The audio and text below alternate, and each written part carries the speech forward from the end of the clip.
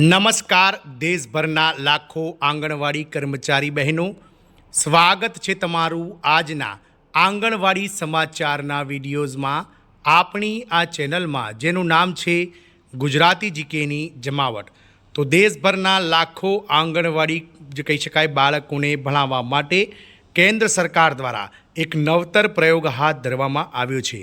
આ પ્રયોગ અંતર્ગત હવે જે ભારત સરકારની જે માન્ય યુજીસી માન્ય જે યુનિવર્સિટીઓ છે તેના વિદ્યાર્થીઓ કે જેઓ બીએડ, એમએડ, પીટીસી, ડીએલએડ જેવા જે કહી શકાય બાળકોના શિક્ષણને લગતા જે કોર્સ કરી રહ્યા છે તેવા બાળકો માટે જે છે તે હવે જે ઇન્ટર્નશીપ છે તેમાં નવતર પ્રયોગ હાથ ધરાયો છે, જેનાથી તેઓ પોતાના અભ્યાસ પૂર્ણ થયા બાદ આંગણવાડી કેન્દ્રમાં ECCE એટલે કે અર્લી ચાઇલ્ડ કેર એજ્યુકેશન શિક્ષક તરીકેની જે કહી શકાય બેવડી જવાબદારીઓ છે તે નિભાવતા થશે।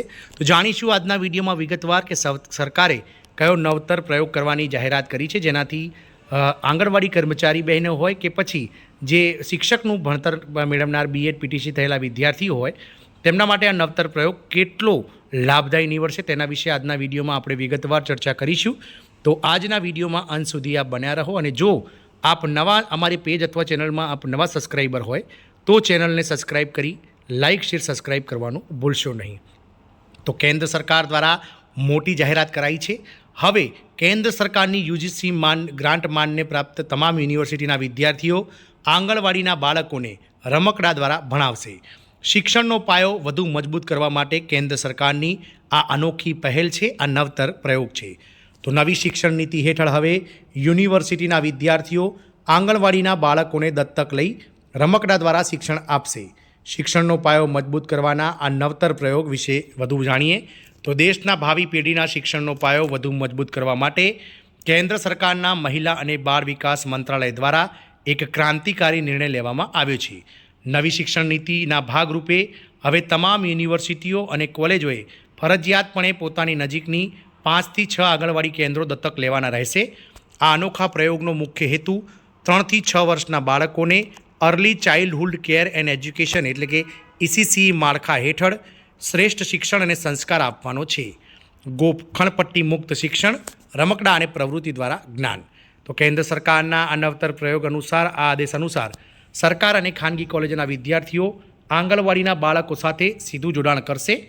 પરંપરાગત ગોખણપટ્ટીની પદ્ધતિને તિલાંજલિ આપીને હવે બાળકોને ફળ, શાકભાજી અને આધુનિક રમકડા દ્વારા અક્ષર જ્ઞાન અને ગણિતની પ્રાથમિક સમજ આપવામાં આવશે। જે વિદ્યાર્થીઓ આંગણવાડીમાં ફિલ્ડ વર્ક કરવા જશે તેમને કોલેજના અધ્યાપકો દ્વારા ખાસ ટ્રેનિંગ આપવામાં આવશે, જેથી તેઓ નાના બાળકોના માનસને સમજીને રમતગમત સાથે શિક્ષણ આપી શકશે। ગુજરાતની સ્થિતિ હાલમાં રાજ્યમાં 53,000 કરતાં વધારે આંગણવાડી કેન્દ્રોને નવું માળખું મળશે।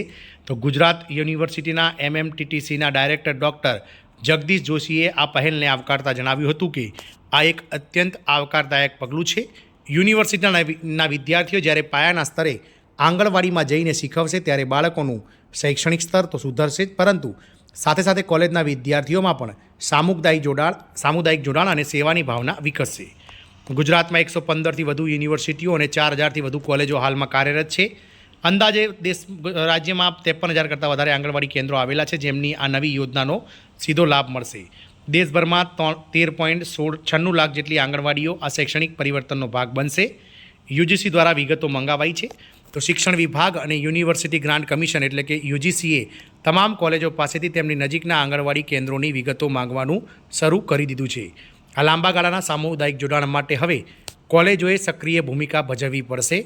આનાથી માત્ર શિક્ષણ જ નહીં પરંતુ બાળકોના સ્વાસ્થ્ય અને પોષણ અંગેની જાગૃતિમાં પણ વધારો થશે। આમ કેન્દ્ર સરકારના નવતર પ્રયોગ અંતર્ગત હવે યુનિવર્સિટીના વિદ્યાર્થીઓ ચાલુ અભ્યાસક્રમ દરમિયાન જ પોતાના ઇન્ટર્નશીપ કાર્યક્રમ દરમિયાન આંગણવાડીના બાળકોને ભણાવવા જશે, જેના માટે યુજીસી દ્વારા તમામ કોલેજોને નજીકના આંગણવાડી કેન્દ્રોની માહિતી જે છે તે સબમિટ કરવા માટેનું જે અલ્ટિમેટમ છે તે આપી દેવાય છે। હવે આંગણવાડી બાળકોને early child care education programme અંતર્ગત યુનિવર્સિટીના બાળકો ભણાવશે, જેનાથી શિક્ષણનો પાયો વધુ મજબૂત બનશે તેવી કેન્દ્ર સરકારની આ અનોખી પહેલ છે। જય હિન્દ, અસ્તુ।